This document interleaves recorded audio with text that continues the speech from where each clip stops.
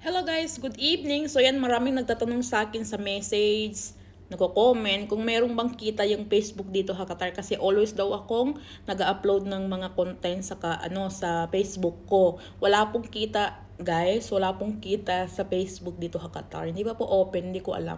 Basta hindi pa po open. Ang open lang dito guys, yung sa TikTok nyo, mag-TikTok live kayo, ganyan, may mga earn kayong money dito ha Qatar. Yung sa mga YouTube nyo, may mga earn kayong money. Pero sa Facebook is wala po. Wala pong earning yung ating Facebook dito. Yung iba may mga content creator na kumikita dito sa Qatar is gumagawa sila ng mga videos sa mga grocery, ganyan, nagbabayad sila, ganun.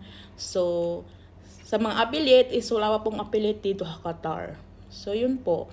Hindi ko alam sa iba kasi may ginagawa sila na sa Pilipinas nila ina-upload yung kanilang mga content. So, hindi dito sa Qatar. So, kaya sila may mga earning. Ako, wala pong earning. Kung tinatanong bakit ako always nag-upload ng aking mga videos, gusto ko naman i-share yung minsan sa mga view ng mga Qatar, yung buhay dito sa Qatar, at saka memories na rin yung pag umuwi ako sa Pilipinas is meron akong memories dito sa Qatar. So, that's all. Thank you. Good evening.